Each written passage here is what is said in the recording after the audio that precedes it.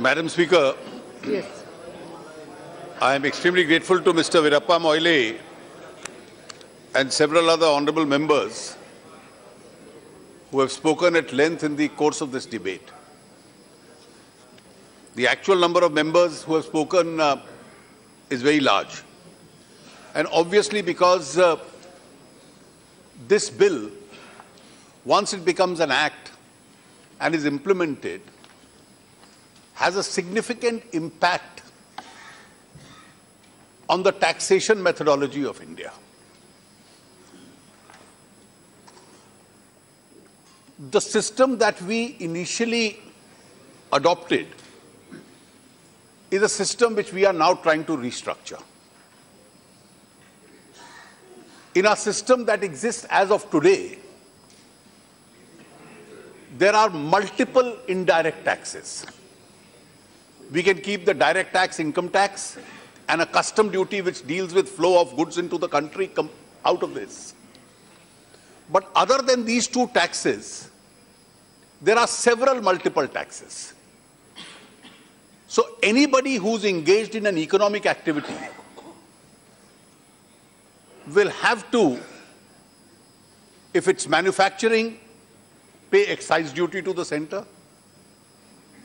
If it is services, he'll have to pay service tax to the center. For sales, he'll have to pay VAT to the state. Then there'll be entertainment tax, there'll be luxury tax, there'll be entry tax, there'll be octroi in some cases. And these are several multiple taxes.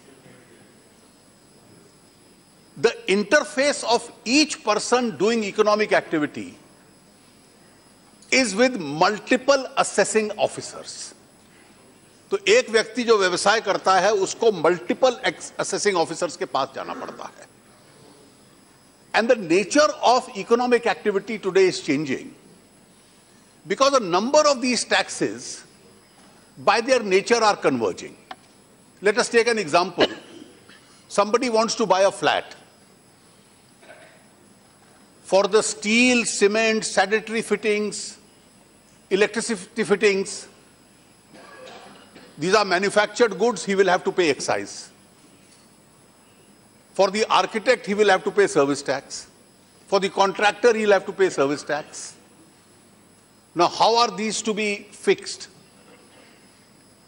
And then if a person is doing an all-India activity, even though in 1947 we became a political entity, India remained different economic entities. Every state has its own tax, and the tax rates are different. A lot of economic resources lost.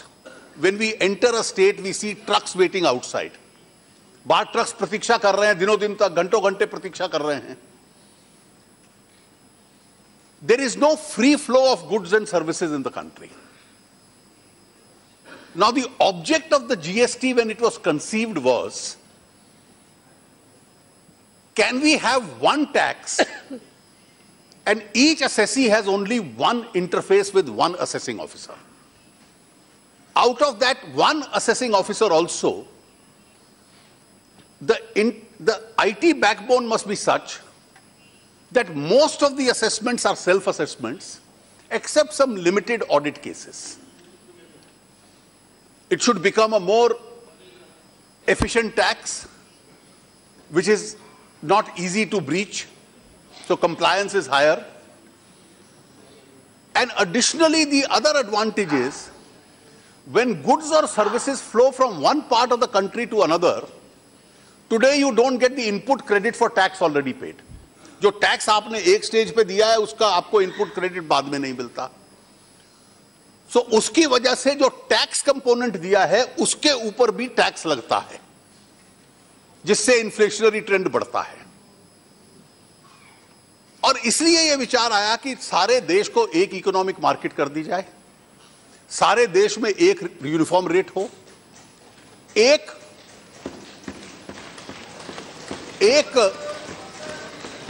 एक assessee का एक अधिकारी के साथ केवल interface हो, उसमें भी अधिकतर केसेस सेल्फ असेसमेंट के हो जाएं, जो केवल कंप्यूटर सिलेक्ट करेगा उनका ऊपर आप स्क्रूटनी या ऑडिट के लिए जाएं, और एक सरल व्यवस्था देश के अंदर लाई जाए। अब इस सरल व्यवस्था लाने में जो संवैधानिक ढांचा था उसमें एक बदलाव की आवश्यकता थी। और जैसा मैंने आरंभ में टिप्पणी में कहा, and mister Moily, this is the basic answer to a doubt which you raised, and Mr. Salim also raised that doubt, because the Constitution of India clearly divided the power between the center and the states. You have the central jurisdiction, which is the central list. You have a state jurisdiction, which is the state list. And you have a concurrent list where both don't exercise power simultaneously. If the center exercises it, that power prevails. If the center doesn't exercise it, it allows the state, then the state can do it. So in the original constitution, it's divided between white and black. That either the center exercises the power or the state exercises the power. In division of power, there was no gray area. The GST idea actually created the gray area. And the gray area is that you will have a tax which will be jointly imposed by the center and the states. It will be one tax. The center and the states will all merge their taxes into that one tax. So when Mr. Moily raises the question, what happens to entry tax, what happens to purchase tax, have no illusions, they will all go. They will all go. In fact, an expert committee has been appointed how those bottlenecks are to be removed so that there is free flow of goods and services. So all these smaller taxes and harassment day to day before every authority has to go. So the center and the state have both pooled their power into one tax and said, let us jointly administer this tax in the larger interest of the country. Now, when you say the parliament, you are right, has the plenary power, so do the state assemblies.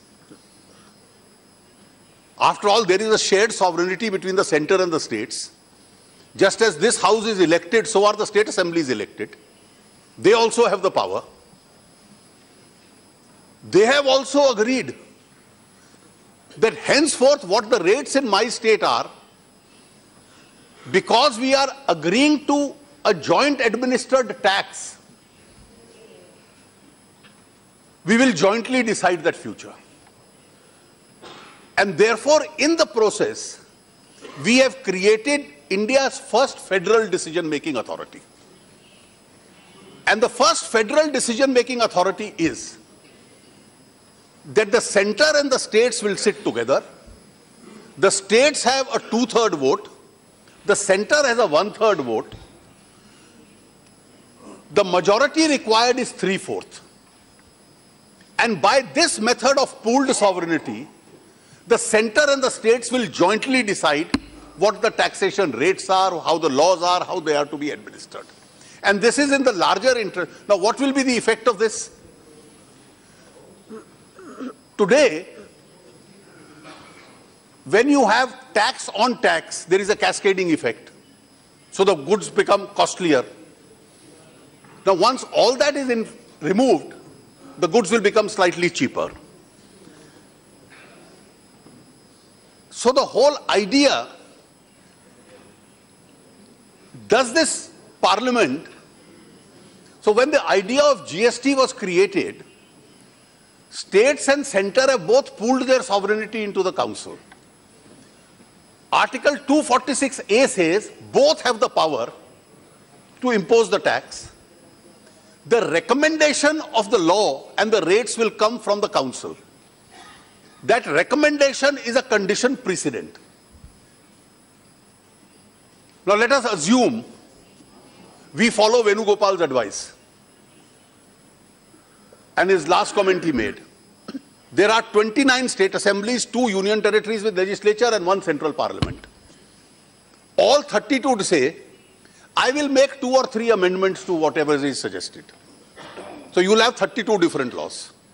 You will have 32 different rates. So you can forget about GST.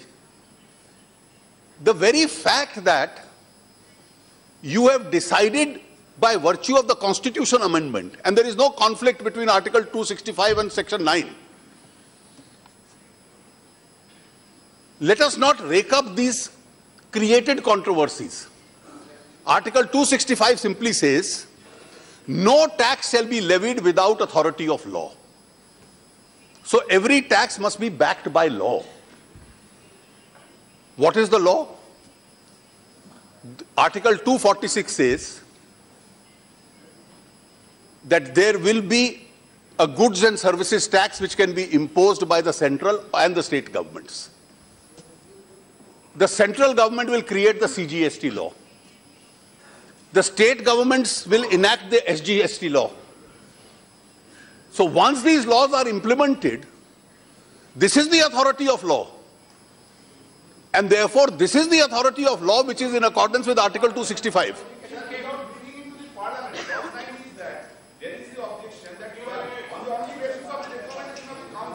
Please listen. Sir? Yes. Please, please. Let him complete, then you come. Sir? Yes, please, Sir? please. Please, please. Sir, let us have a clear understanding of this, Mr. Banerjee. Article 269A says the rates will be recommended by the council. It's very clear in the constitution that we have amended. So the rates are to be decided by the council. Now, once they are decided, recommended by the council, when every finance minister of every state presents his budget in the state, and when the central finance minister presents his budget in parliament, aren't his own rates and revenues then in that finance bill that he'll pass going to be recommended, find a mention? Every state's budget is going to say, भाई ना इस बार तय हुआ है कि GST rate 16% होगा या 15.5% होगा. तो पार्लियामेंट्री कंट्रोल तो उसका रहेगा, लेजिस्लेटिव कंट्रोल उसका रहेगा, लेकिन एनार्की खड़ी करने का बेस्ट सबसे सरल तरीका यह है कि जो जीएसटी काउंसिल में तय हो 32 के 32 लेजिस्लेटिव बॉडीज कह दे अब हम अपना अपना रेट तय करेंगे, तो फिर भूल जाएं जीएसटी क्यों आएगा. इसलिए जब आपने एक नई व्यवस्था, आप एक बार मोइली साहब इसमें कंफ्यूजन में मत रहिए. यह कानून मैंने नहीं बनाया, केंद्र ने नहीं बनाया, मेरा तो 1/3 वोट था. 7 कांग्रेस पार्टी के फाइनेंस मिनिस्टर्स हैं जिन्होंने सर्वसम्मति से अपनी सहमति दी है, इसलिए उसके लिए आपको शर्मिंदा होने की आवश्यकता नहीं है. That is the question. Every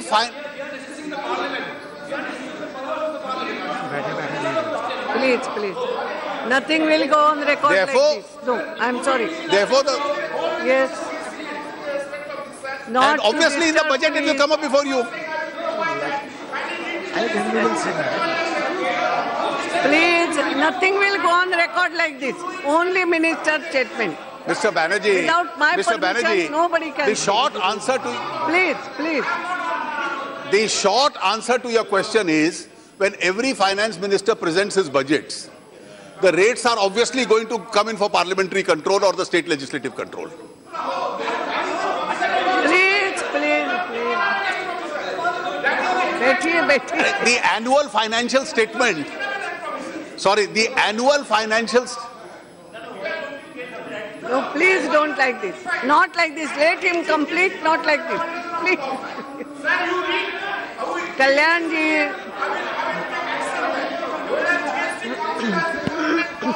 Kalyan Banerjee.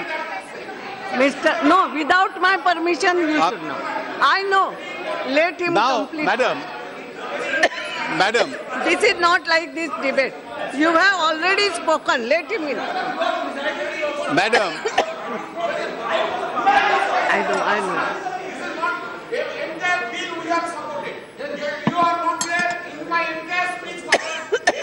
I am extremely grateful.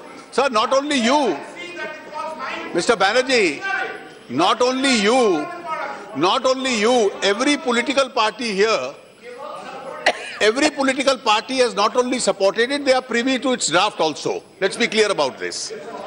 Yes. Agree for a while. Only simple question is,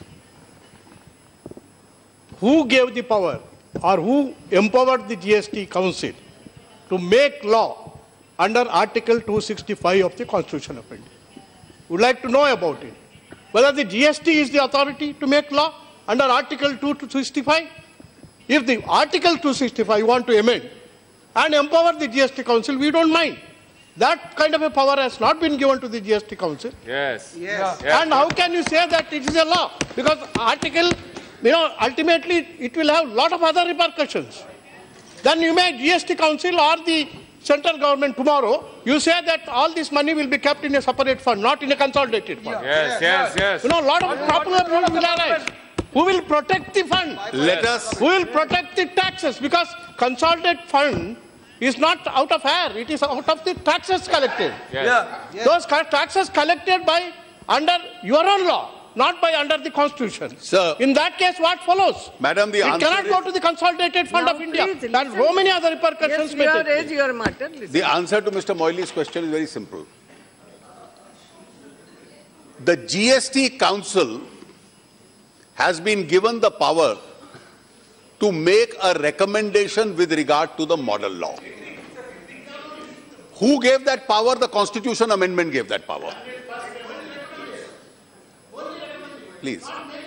Yes, recommendation.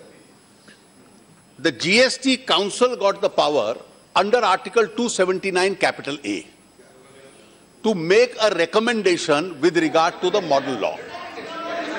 Please. Please.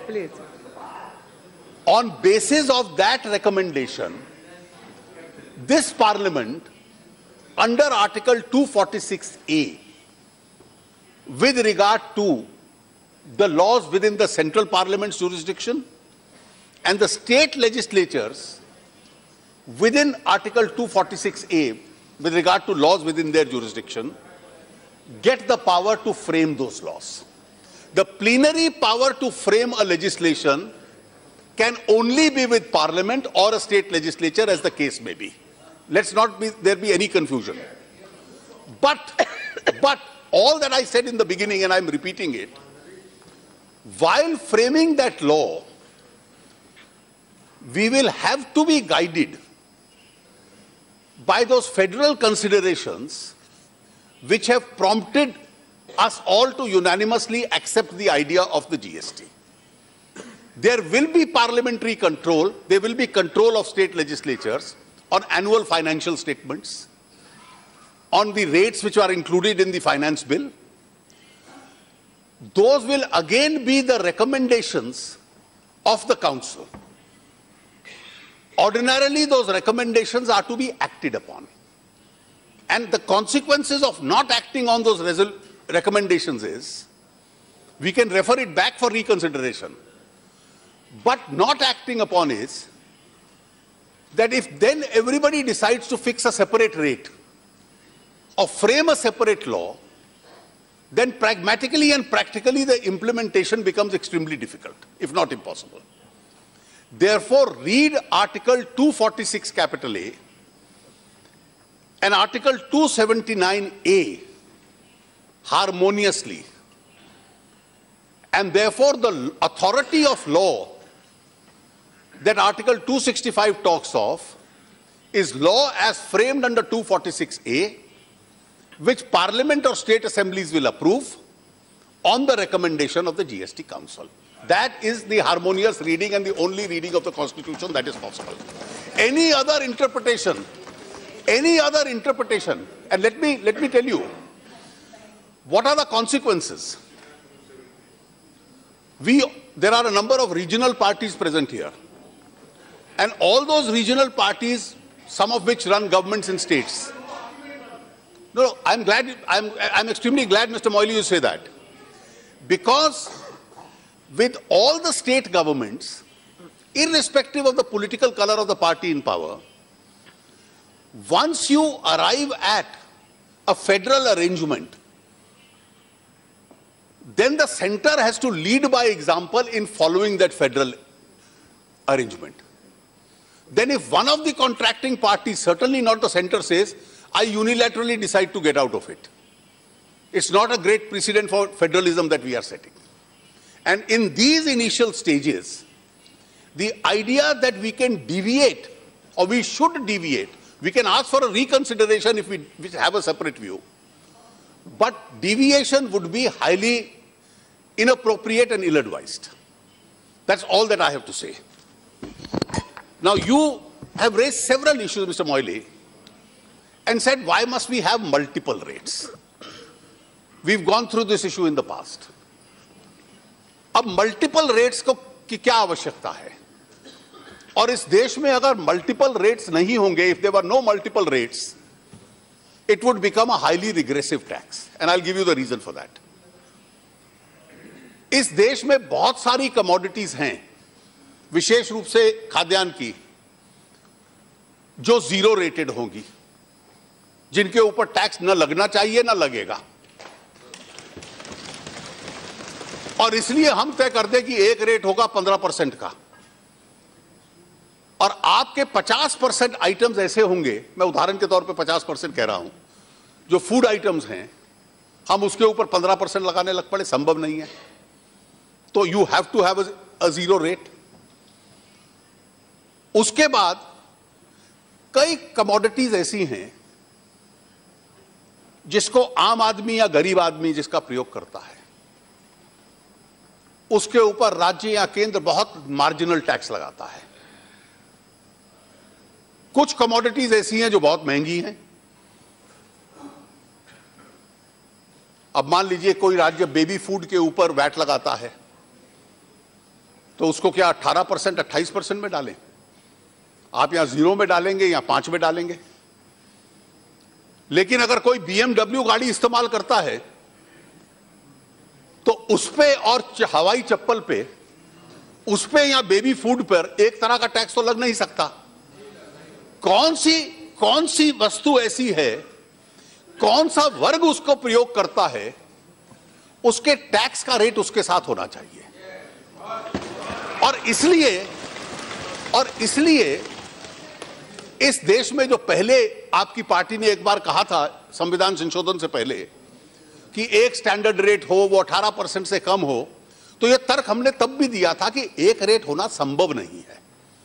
और इसलिए सर्वसम्मति में, जिसमें हर राज्य का फाइनेंस मिनिस्टर था, उन्होंने कहा इसका सरल फॉर्मूला यह है कि आज जो गुड्स और सर्विसेज के ऊपर टैक्स लगता है, राज्य कितना लगाता है, केंद्र कितना लगाता है, उसके नजदीक कौन सा ब्रैकेट है, जो उसके नजदीक का ब्रैकेट है, उसके अंदर फिट कर दिया जाए.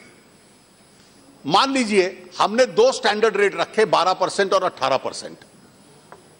आप राज्य और केंद्र का टैक्स कुल योग करके 10% या 12% या 14% बनता है, तो उसको एकाएक 18% कर दें. उससे तो इन्फ्लेशन, मुद्रास्फीति बढ़ेगी. That will be highly regressive because it will be inflationary. तो इसलिए उसको 12 में डालो. लेकिन किसी चीज पर अगर 16 या 17 या 19 या 20 बनता है, तो आप उसको 18 में डाल सकते हो. इसलिए आरंभ में इसमें मल्टीपल रेट्स होना यह अपने आप में ज्यादा सरल होगा. यह सब लोगों की आम राय थी और इसकी सर्वसम्मति की राय थी. एक रेट कर दो या कम रेट कर दो, मतलब किसी कॉलम लिखने के लिए तो अ सिंगल रेटेड जीएसटी, और आप तो व्यंग कर रहे थे there are multiple rates. For one commodity there will be only one rate in the country. But then if you said that for a Hawaii chappal and a BMW car have one rate, then it will be a regressive tax. That is not possible. You will have to have separate rates for them.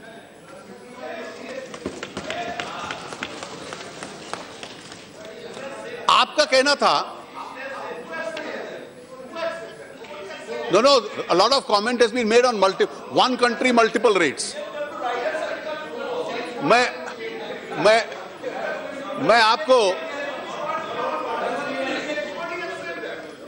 आपको then Venugopal ended by saying there will be multiple cesses. Now, as far as the taxes which are being subsumed into the GST, the cesses will also get subsumed in due course.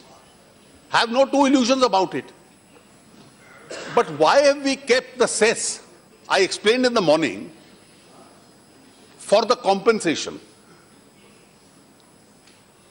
The reason being that out of all taxes which come to the share of the government of India, in the first instance, there is a devolution which goes 42% to the states. Then if it's a GST tax, it would be divided half and half between the center and the states. So if we had not followed the cess formula for compensation and followed the taxation formula, then to recover 50,000 crores as tax, which would be paid to the states, assuming 50,000 is to be paid as compensation, the tax levy would have been 1,72,000 crores. क्योंकि उसका 42% राज्य को जाता, बकाया में से 50 राज्य को जाता, 50 हमारे पास आता, तब जाके 50,000 बचता. That again would have been extremely regressive. So this one cess has been maintained because these are all, and when you say any other product, doesn't mean you can add any other. The simple legal precedent is that the general last phrase takes color from the preceding ones. So when it says pan masala, tobacco, luxury cars, it's either luxury products or sin products. There is a well-known legal... Item number 6 is any supply. Mr. Prem Chandran, let me give you the legal principle in that. When there are specific A to E and F is any other category, then that any other category has to take color from A to E, which means sin product or luxury product. To be more specific, if you ask any one of your legal colleagues, they'll tell you this is the principle of adjustum generis. It doesn't mean that the last item can be vegetables.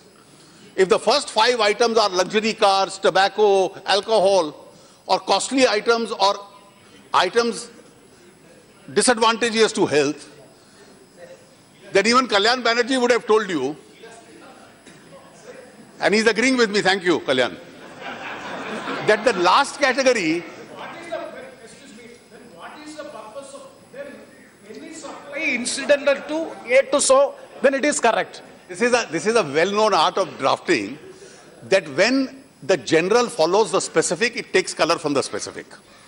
And therefore, if the any other category will have to be in the category of luxury items or sin products, or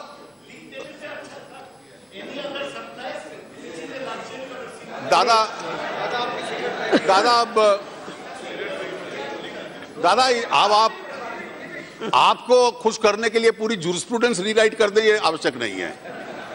ये well known president है, आप अपने सहयोगी से पूछ लीजिए.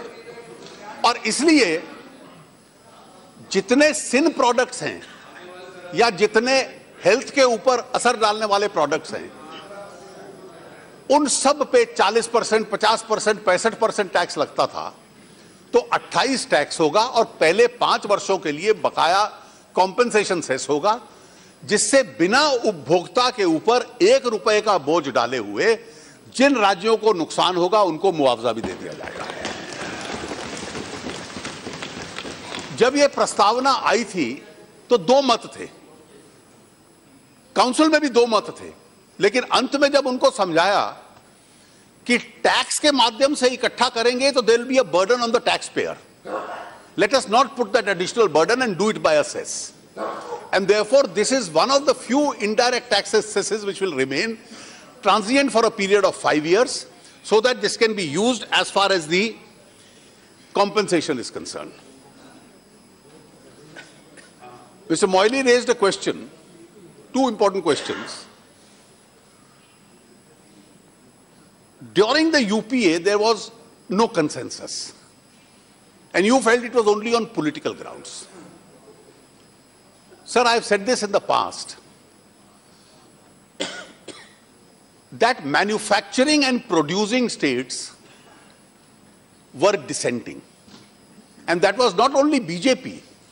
Within the BJP also there were states which were consuming states which were supporting you at that time. But then you had states like Tamil Nadu, Karnataka, Maharashtra, Gujarat, which are manufacturing states, which said we as manufacturing states are going to lose tax. Because it's a destination tax, the consumption states are going to gain tax. How are you compensating us? You did not provide in your law for a compensation package. The compensation package being absent was a deal breaker. And finally, when we made an effort and we brought in the compensation package, states started coming around. And that's how it made a difference. Again, you have raised this whole issue that why is this a money bill? This bill seeks to replace the central excise law, the service tax law, the VAT law, and the various taxation laws. It consolidates them into one. I dare anyone, and I'm willing to sit down and give you an opportunity, from 1950 when the Constitution came into force, please give me a single example where a law imposing a tax and providing for a machinery of collecting that tax has been anything except a money bill. एक अपवाद बता दीजिए कि taxation law कभी money bill ना रहा हो. अगर आप संविधान की भाषा देखेंगे आर्टिकल 110 की, तो 110 says, for the purpose of this chapter, a bill shall be deemed to be a money bill if it contains the following. So the language of Article 110 is so wide that it creates a legal fiction and says that if a bill seeks to impose a tax, it shall always be deemed to be a money bill. Now here is a bill which is squarely a taxation law, which replaces existing taxation laws, and now it has become a customary to say, well, what is a taxation law? And the rationale is that the framers of the Constitution thought that when you have taxation or expenditure laws, then they have to be accountable to the house of the people. And therefore it's a money bill in which the house of people has a special place. And therefore there is not a single illustration where any bill itself has not been a money bill. आपने कहा कि banks को कठिनाई आएगी. Banks की registration अगर होती है सर्विस सेक्टर कंपनीज की अलग अलग राज्यों में, बैंक्स ने और आईटी कंपनीज ने कहा कि हमारी सेंट्रलाइज कर लीजिए. राज्यों का मत यह था कि डिसेंट्रलाइज होनी चाहिए. उसको एक्सेप्शन का एक प्रावधान है. अब काउंसिल उस पर तय करेगी कि उसका प्रोसीजर किस तरीके से अंत में जाके चलता है. Some members were uncomfortable about the idea of an anti-profiteering clause. What is an anti-profiteering clause? An anti-profiteering clause is that nobody must have an unjust enrichment because of a taxation. अगर taxation में आपको 4% या 5% की छूट मिलती है, तो उस 5% को अपना निजी मुनाफा डाल के अपनी जेब में मत डालिए, उसको उपभोक्ता के साथ पास ऑन कीजिए. So if there is a tax rebate, then it must be passed on to the consumer. That is the anti-profiteering clause which has been there in this law and which is... Provision is there. Why you have to include it here in GST? No, in the competition law, competition law deals with an entirely different sphere, Mr. Mehta. Competition law will come in only if there is cartelization if there is abuse of dominance, or if there is a monopoly or elimination of market competition created. These are the conditions precedent for the competition authority to invoke jurisdiction. Now, assuming, let me just complete. Assuming none of those circumstances of the competition law exist, but because of interpretation of law or what the council fixes as a tax rate, there is some amount of rebate that comes to a particular industry. Now, must that industry pocket that and indulge in unfair enrichment, or must it pass it on to the consumer? The council has thought it wise enough that it should be passed on to the consumer. And therefore, this should have been a provision which should have been uniformly welcome rather than being complained upon by any member. The complaint is about the authority that you are setting up. What is the need of an authority? You have got the Central Board of Excise. Please. All your officers, why do you need a separate authority for anti-profiteering? Well, anti-profiteering को कोई तो monitor करेगा ना. मुझे लगता है कि अगर एक्सेसिव प्रॉफिटियरिंग और अनजस्ट एनरिचमेंट रोकने के लिए कोई संस्था बनती है तो हम में से किसी को उससे परेशान होने की आवश्यकता नहीं है. Sorry Madam, I had mentioned specifically about this clause 1671 subsection 2, where it is it mentioned central government may constitute an authority or empower an existing authority. तो एग्जिस्टिंग अथॉरिटी है, आपने ये प्रोविजन रखा है, और existing authority is the competition. So there is no necessity of having this provision in this GST bill. That was my point. Mehtab ji, वो केवल प्रशासनिक दृष्टि से है कि नई अथॉरिटी बनाए या किसी मौजूदा को इसका काम दे दें, लेकिन एंटी प्रॉफिटियरिंग को चेक करने की आवश्यकता है. 171 क्लॉज के पीछे उद्देश्य केवल इतना है. एक प्रश्न मौली साहब ने उठाया कि रियल एस्टेट को इसमें क्यों ना ऐड किया जाए. मैं आपके साथ मौली साहब पूर्ण रूप से सहमत हूं, कोई इसमें आपका मेरा मतभेद नहीं है. और जो आपने तर्क दिया बिल्कुल सही तर्क था कि रियल एस्टेट ट्रांजैक्शंस में भी टैक्स इवेजन होता है, इसलिए रियल एस्टेट को भी जीएसटी में लाने का प्रयास करना चाहिए. जब आरंभ में, जैसा मैंने कहा कि यह एक फेडरल बॉडी है और राज्यों को साथ लेकर चलना है, तो राज्यों को इस बात की शंका थी कि शायद रियल एस्टेट इसमें आ गई तो राज्यों के स्टैंप ड्यूटी कलेक्शन वगैरह के ऊपर इसका असर पड़ेगा. तो states had a concern as far as their revenue is concern. Thereafter, the chief economic advisor prepared a paper in which he said the states can keep their stamp duty and other revenues that they get out of it. These are the advantages the states will get.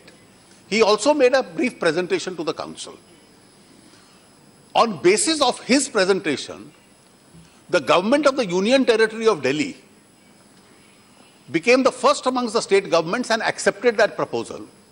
And the finance minister of Delhi then made a detailed presentation to the council, making a strong case why real estate should be included. Speaking for myself, I supported him, because the nature of discussion in the council has been that the council has never been split on political lines. People, whatever they think the best, people take independent positions. After listening to him and these presentations, the council decided, let the GST be implemented. In the very first year, we will take up the issue of real estate, whether we have to bring it within the consideration itself or not. Same is the position with regard to the petroleum products. With regard to petroleum products and portable alcohol, consumable alcohol, राज्यों का कहना था कि हमारा बड़ा revenue इस पे है और हम पेट्रोलियम प्रोडक्ट्स और अल्कोहल पे अग्री नहीं कर सकते, और एक प्रकार से उस पे आग्रह करते तो वो अपने आप में बात तोड़ने वाला विषय था. चर्चा के बाद राज्यों को हम लोगों ने परसुएड किया कि चलिए हम अल्कोहल को नहीं छूते, लेकिन पेट्रोलियम को जीएसटी के संविधान संशोधन में लाने दीजिए, लेकिन उस पे टैक्स लगाने की जीएसटी काउंसिल की अथॉरिटी तब आएगी जब काउंसिल तय करेगी. So when council decides by a 75% majority. So today petroleum has been brought constitutionally within the GST, but its GST will be zero rated. Once the experiment of GST moves forward, the council will have an opportunity without amending the constitution to decide what is to be done with regard to the petroleum products itself. They are already a part of the constitution. You won't have to amend the constitution. It's now for the executive decision of the council as to when they take it. Please, please, please. कई ऐसे चौधरी साहब विषय हैं जिनको लेकर जो शंकाएं council में हैं, कुछ राज्यों में हैं, तो इसलिए हम लोगों ने भी, मैंने भी ये उपयुक्त समझा अभी तक जैसे काउंसिल चली है कि जिन जिन निर्णयों पे आम राय बन जाए और सर्वसम्मति बन जाए वो निर्णय हम लेते हैं. जिन पे सर्वसम्मति नहीं बनती, वोट के माध्यम से हम अभी प्रयास नहीं कर रहे निर्णय करने का और ना करने वाले हैं. इसलिए जब आम राय बनेगी, इस अनुभव को आगे सफल होने दीजिए. मुझे लगता है धीरे धीरे जैसे वैट के साथ राज्य माने थे, एक एक करके जो 2-3 आइटम्स बाहर हैं वो धीरे धीरे अपने आप उसमें आने लग पड़ेंगे. A question was raised with regard to some provision with regard to the transition stage, because people will still be learning this aspect. There is already section 128 which deals with the transition itself. A question was raised by Mr. Mehtab कि IGST, and I was very surprised it came from you because you represent a regional party. You represent a state, a regional party which governs a state. You are right, the view of the revenue service was that as far as the IGST law is concerned, it has to be entirely centrally administered. And the reasoning they gave was from the language of the Constitution itself, as also the fact that if there is a dispute between two states, then one of the two states should not become the adjudicator. This issue was discussed at length, and by a unanimous decision, we arrived at an arrangement that if you see Article 258 of the Constitution, if the center has to perform a taxation function, which under IGST we can perform under the Constitution, the center is empowered to delegate it to one of the states. So there will be some cases of IGST which the states will administer, because one of the ideas also is to decentralize. And where there are some kind of complications of a conflict of interest between a state can arise, some cases have been defined, those cases then will be adjudicated by the center. And that is the reason why we decided to share the authority, and many regional parties, including West Bengal government and regional states, were very particular on the sharing of this power with the states itself and did not want center to exclusively have this power. So notwithstanding a view which was taken by the IRS, we decided by a unanimous consensus to divide the sharing of that power itself. You've raised a question with regard to the authority of the CAG. This issue was discussed at length in the council. No, it was there in the draft. In fact, the CAG at one stage was of the view that that power must be mentioned here. The council took an alternative view. जो CAG की authority है वो संविधान में से आती है और CAG के एक्ट में से आती है, वो टैक्सेशन लॉ में से नहीं आती. किसी भी टैक्सेशन लॉ में CAG को टैक्सेशन लॉ के तहत पावर नहीं मिलता. I then had a meeting with the current CAG and I conveyed to him the views that your authority remains unchallenged or unchanged, but your source of your authority is the Constitution, as also the provisions of the Act itself, of the CAG Act, and that jurisdiction remains, और therefore हर taxation law में CAG को separately empower करें इसकी आवश्यकता नहीं है. एक विषय बार बार उठा कि इस कानून में एग्रीकल्चरिस्ट को डिफाइन करने की क्या आवश्यकता थी. एग्रीकल्चरिस्ट को डिफाइन करने की यह आवश्यकता थी कि आपने सेक्शन 23 में एग्रीकल्चरिस्ट को रजिस्ट्रेशन से एग्जेम्प्ट किया है। क्योंकि उसको एग्जेम्प्ट किया है, इसलिए परिभाषा में आना कि कौन है कौन नहीं है, विस्तृत चर्चा के बाद इस परिभाषा के ऊपर चर्चा हुई और यह फॉर्मुलेशन बना। कि ये कल्टीवेटर लिखा है, पोल्ट्री, डेयरी, ये भी एग्रीकल्चरिस्ट की काम है। देखिए उसमें शेयर क्रॉप के बारे में बिल्कुल चर्चा ही नहीं हुआ है। नहीं, ऐसा नहीं और है। ये एक एक्ट है इन वेस्ट बंगाल कि कौन शेयर क्रॉपर हो सकता है, और इस हिसाब से बैंक से उनको लोन भी मिलता है। And it is one of the unique law which should be adopted in other states also. And इसमें ज्यादा दिक्कतें पंजाब में होगा, हमारे हरियाणा में होगा, ये तेलंगाना में होगा। मैं I am not mentioning about Bihar and UP, but this will be a greater cause of concern. That is a greater cause of concern.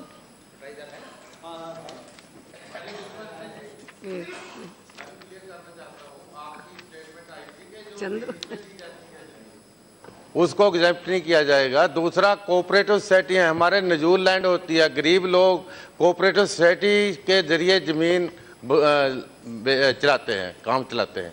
तो अगर कोऑपरेटिव सोसाइटी को एग्जेप्ट नहीं किया जाएगा तो फिर तो गरीब लोगों पे ये बोझ पड़ जाएगा। लीज वाले को भी क्लैरिफिकेशन चाहते हैं कि the definition is there only for the purposes of exemption from registration. If you now look at section 2(7) and look at the definition, it says, by own labor, by labor of family, by servants on wages payable in cash or kind, or hired labor under personal supervision or personal supervision of any member of the family. So आपने अगर किसी को labour के नाम पे higher किया हुआ contract के ऊपर और दिया हुआ है, लेकिन इसका यह अर्थ नहीं कि जो दूसरे एग्रीकल्चरल प्रोडक्ट्स मानते हैं जिनका आप जिक्र कर रहे हैं उन पे टैक्स लगेगा. They probably still will be zero rated. Therefore, the council, when it decided on this definition, उसके पीछे उद्देश्य यह है कि इनमें से ये जो अधिकतर प्रोडक्ट्स जिसका आप जिक्र कर रहे हैं, ये केवल रजिस्ट्रेशन के प्रावधान के संदर्भ में परिभाषा है. वो प्रोडक्ट अभी भी जीरो रेटेड रह सकते हैं, इसकी पूरी संभावना आप उस दृष्टि से मानिए. और इस देखिए, मुझे लगता है कोई कंफ्यूजन नहीं है, प्लीज कोई उसमें कंफ्यूजन नहीं है, क्योंकि वो जीरो रेटेड उसमें वो रहने वाले हैं. ये केवल आपने जैसे service question of exemption comes of the agriculturist only when you have to distinguish between agriculturist and agriculturist. That gives room for the discretion of an officer. Why should they register at all? Till it comes to the mandi. I don't think, you need to touch the agriculturist. Moili Sahab, I hate to disagree with you on every point today. I think there is a lot of confusion which is created. There is no confusion. The confusion is only in your mind. Total Because once the council takes a view, sir, once the council takes a view that agricultural production is going to be zero rated, where is the question of any compensation or discretion to an officer? Yes. So are you presuming? Now look at the, I am sorry to say, look at the kind of state. Are you now presuming that 29 states, 2 union territories and central government all collectively have conspired to harass a particular section, which includes 8 chief finance ministers of your party? Now don't take. Please. No, you should discuss it. You should discuss it. But don't read into a provision. Don't read into a provision something which doesn't exist. हो गया ना, आपका point cancel हो गया. Please. He has answered. No, nothing now. Nothing will go on record like this. Yes, Minister. Minister, to continue. Yes. argue. This kind of an argument we cannot buy. Yes. Madam, I was referring to the banking provision with regard to exemption from multiple registration. There is an overriding power under section 148, clause 148, which is there. Mr. Galla raised this issue of the difference between may or shall in the matter of payment of compensation to the states. It's already a part of the Constitution amendment itself. And therefore, there is no discretion. And this is collectively to be decided by the Council. So I don't think there is any scope for any apprehension on that score that may will give a discretion whether to pay or not to pay. The Council has adequately gone into this question and come to this conclusion. Now, as far as the rates are concerned, the rates are recommended. The central government only has a ministerial job of notifying the rates. The central government does not decide the rates. Under clause 166, all the rules and regulations which are going to be framed are placed before Parliament, and therefore there is a parliamentary control as far as subordinate legislation is concerned. So one question has been raised as to why the state of Jammu and Kashmir has been kept out. Jammu और कश्मीर को इसलिए बाहर रखा है क्योंकि वहां की जो संवैधानिक व्यवस्था है, केंद्र का कानून उन पे लागू नहीं होता। लेकिन जम्मू और कश्मीर में उनको अपना एक्ट अलग से बनाना पड़ेगा, जो कि उस व्यवस्था को केंद्र की व्यवस्था के साथ इंटीग्रेट कर देगा, ताकि उनको भी इनपुट क्रेडिट्स का उनके उपभोक्ताओं को या उनके मैन्युफैक्चरर्स को लाभ मिलता रहे। और इसलिए जो power to issue direction and clarifications है, उसके तहत इस प्रावधान को हम तब करेक्ट कर देंगे जब कश्मीर की विधानसभा उसको बनाएगी कि ये जम्मू कश्मीर को भी लागू होगा। That then can be corrected under the power to make the clarification itself. I have explained with regard to the petroleum products also. Broadly, these are some of the important questions which have been raised. Sir, the Council is going to be, as I said, a permanent body. And that permanent body is represented by almost every state government, literally represented by every state government. It has a political complexion which accommodates everyone. And it has been our conscious effort to make sure that all decisions are taken by consensus, and that's a formula which we have followed so far, and that is why these drafts have been unanimously prepared by the Council. I would therefore, Madam, through you, commend to this Honourable House that these unanimously prepared drafts should be taken into consideration and approved as they have been approved.